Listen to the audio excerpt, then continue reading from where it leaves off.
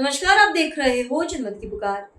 ढाका विधानसभा seat पर जनसुराज का दांव, प्रशांत किशोर ने डॉक्टर एलबी प्रसाद को बनाया प्रत्याशी। बिहार में जनसुराज पार्टी द्वारा उम्मीदवारों की पहली सूची जारी किए जाने के साथ ही ढाका विधानसभा क्षेत्र में राजनीतिक सरगर्मी तेज हो गई है।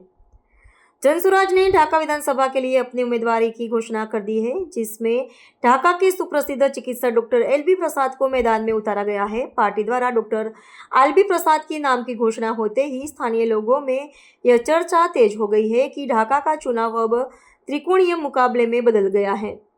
जनसुराज के ढाका विधानसभा प्रत्याशी डॉक्टर एलबी प्रसाद ने पार्टी द्वारा प्रत्याशी बनाए जाने पर खुशी व्यक्त की। उन्होंने कहा कि चुनाव के लिए जो सिंबल मिला है वह इस विधानसभा के हर एक जनता को सौंपते हैं। उन्होंने कहा, आप ही मालिक हैं और आपको इस सिंबल की लाज रखनी है। डॉक्टर प्रसाद ने स्पष्ट किया कि इस बार का चुनाव न तो जाति के नाम पर, न संप्रदाय के नाम पर और न ही हिंदू मुसलमान के नाम पर होगा। उन्होंने जनता से भावुक अपील करते हुए कहा कि इस बार का वोट अपने बच्चों के भविष्य के नाम पर देना है, उनके विकास, स्वास्थ्य और शिक्षा के नाम पर देना है। ढाका प्रत्याशी डॉक्टर एलबी प्रसाद की पूरी बात सुनिए। हम लोगों के देहात में कहावत है, चलनी हंसलिन सूप के जिनका अपने 72 गो छेद। जिस आदमी की राजनीतिक उत्पत्ति ही भ्रष्टाचार की गोद से हुआ हो, वो नौकरी देने की बात करके जनता को क्यों बुड़बक बना रहे हैं।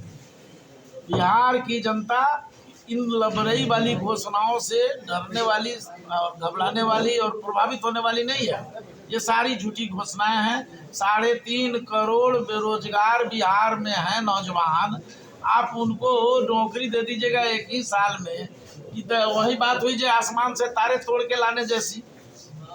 ठीक नीतीश कुमार जी क्या कर रहे हैं, जब आदरणीय प्रशांत किशोर जी ने पद यात्रा की 2 बरस तक और 1 बरस से बदलाव यात्रा कर रहे हैं, तो सरकारें इतनी डर गई हैं। सीआईडी और इंटेलिजेंस ब्यूरो का रिपोर्ट जो सरजमीन से जा रहा है गवर्नमेंट ऑफ इंडिया को और गवर्नमेंट ऑफ बिहार को, जिसमें बताया जा रहा है कि जमीन खिसक चुकी है भाजपा की, एनडीए सरकार की।